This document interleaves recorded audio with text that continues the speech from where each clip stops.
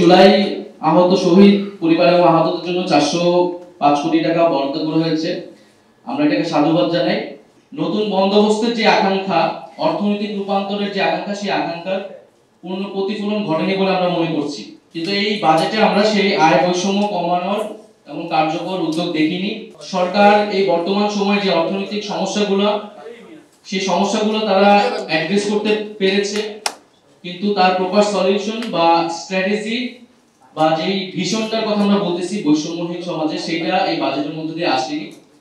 এটা এক বছরের জন্য বাজেট হলেও সেটার বাস্তব ভিত্তিক হলেও কিন্তু সেটার নতুন বন্দোবস্তের যে আকাঙ্ক্ষা, অর্থনৈতিক রূপান্তরের যে আকাঙ্ক্ষা, সেই আকাঙ্ক্ষার পূর্ণ প্রতিফলন ঘটেনি বলে আমরা মনে করছি। যেহেতু আগের যে অর্থনৈতিক কাঠামো, যে লুটপাটের অর্থ এবং ঋণগ্রস্ত অবস্থা ছিল, সেই অর্থনৈতিক বাস্তবতায় সরকারকে পরিচালিত হতে হচ্ছে এবং বাজেট প্রণয়ন করতে হয়েছে। ফলে সেই কাঠামোর ভিতরেই এই বাজেটটা প্রণয়ন করা হয়েছে এবং সেই আগের অর্থনৈতিক কাঠামোর অনেক ছাপ এই বাজেটের মধ্যে দেখা যাচ্ছে। আমরা এই গণঅভ্যুত্থানের মধ্য দিয়ে তৈরি হওয়া যে নতুন বাংলাদেশ, সেখানে আমরা ভেবেছিলাম বা আমাদের আকাঙ্ক্ষা ছিল যে ধনী গরিবের যে আয় বৈষম্য, সেই আয় বৈষম্য কমে আসবে। কিন্তু এই বাজেটে আমরা সেই আয় বৈষম্য কমানোর এবং কার্যকর উদ্যোগ দেখিনি। করদাতার সংখ্যা যেটি পূর্বে ছিল সেটি বিদ্যমান রয়েছে এবং যে সকল ব্যক্তি বা প্রতিষ্ঠান কর ফাঁকি দেয় তাদেরকে করের আওতায় আনার তেমন কার্যকর পদক্ষেপ আমরা দেখিনি। এর ফলে নিম্নবিত্ত এবং মধ্যবিত্তের উপর যে চাপ ছিল, করের চাপ, সেটি কিন্তু অব্যাহত থাকবে। কিছু পণ্যের, নিত্য প্রয়োজনীয় পণ্যের কর কমানো হলেও আমাদের কিন্তু তাদের উপর যে চাপ, সেই চাপ কিন্তু গুণগতভাবে আসলে কমবে না। দ্বিতীয়ত আমরা বলছি যে এই জুলাই গণঅভ্যুত্থান শুরু হয়েছিল বেকার সমস্যা থেকে, কর্মসংস্থানের আন্দোলন থেকেই কিন্তু এই গণঅভ্যুত্থানের সূত্রপাত।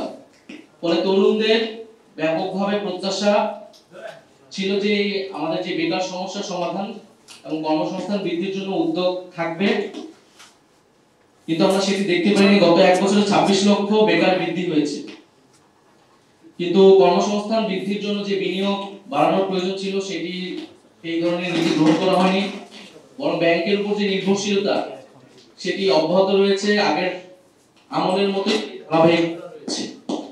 ফলে এই বাজেট থেকে বা এই অর্থনৈতিক পলিসি থেকে আসলে যে কর্মসংস্থান বৃদ্ধি হবে বা বেকার সমস্যা নিরসন হবে কার্যকরভাবে, সেটা আমরা মনে করছি না। শিক্ষা, স্বাস্থ্য এবং বিজ্ঞান প্রযুক্তি খাতে তেমন নতুনত্ব নেই, বরং শিক্ষায় ন্যূনতম 2% বরাদ্দ থাকাটা আমরা উচিত বলে মনে করছি এই সময়। সেটা 1.7% হয়েছে। একইভাবে স্বাস্থ্য বা অন্যান্য খাতেও সেই বরাদ্দ বৃদ্ধি হয়নি। আরেকটি গুরুত্বপূর্ণ বিষয় হচ্ছে যে প্রবাসী শ্রমিকদের বিষয়ে আমরা চেয়েছিলাম যে তাদের প্রতি সরকারের নজর থাকবে এই বাজেটে, কারণ এই অর্থনৈতিক ভঙ্গুর অবস্থা থেকে রেমিটেন্স এটা গুরুত্ব বহন করে আর্থিক ব্যবস্থার উন্নয়নের জন্য। কিন্তু আমরা দেখছি যে প্রবাসী কল্যাণ মন্ত্রণালয়ের বাজেট কমানো হয়েছে, সেটি প্রায় প্রবাসী কল্যাণ মন্ত্রণালয়ের বাজেট অর্ধেক করা হয়েছে এবং এটা আমরা নিন্দা জানাচ্ছি এবং আমরা মনে করি যে এই বাজেটটা প্রবাসী কল্যাণ মন্ত্রণালয়ের বাজেট কমানো উচিত না। কারণ এই আমাদের প্রবাসী ভাইয়েরা তারা কিন্তু নিজেদের উদ্যোগে বিদেশে যায়, দেশের এই প্রবাসী কল্যাণ মন্ত্রণালয় থেকে যতটুকু সুযোগ সুবিধা তাদের দেওয়া হয়, সেটিও যখন কমানো হয়, তখন আসলে এই সরকারের আসলে প্রবাসী ভাই বোনদের উপরে আসলে তাদের উদ্যোগ কি সেটি পরিষ্কার হয় না। এবং আমাদের দেশের বাইরে যেসব দেশের ভাই বোনরা যায়, তাদেরকে প্রাতিষ্ঠানিকভাবে দক্ষ করে তোলার উদ্যোগ যাতে নেওয়া হয়, এটা আমরা জানিয়েছিলাম, কিন্তু উল্টো দেখা গেল যে প্রবাসী কল্যাণ মন্ত্রণালয়ের বাজেট কমানো হয়েছে। এছাড়া ক্ষুদ্র ও মাঝারি ব্যবসায়ীদের প্রতি ইনসেনটিভ থাকবে, আমাদের এটা প্রত্যাশা ছিল, কিন্তু ক্ষুদ্র ও মাঝারি ব্যবসায়ীরা লাভবান হবে এই ধরনের উদ্যোগ আমরা দেখিনি এই বাজেটে।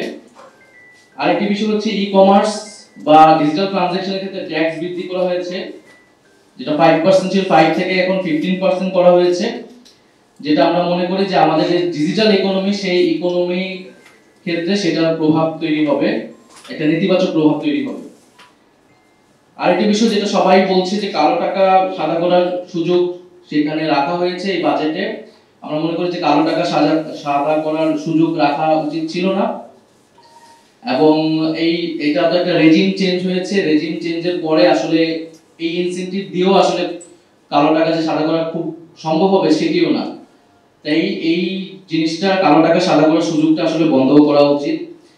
আর সর্বোপরি যে জুলাই আহত শহীদ পরিবার এবং আহতদের জন্য 405 কোটি টাকা বরাদ্দ করা হয়েছে, আমরা এটাকে সাধুবাদ জানাই।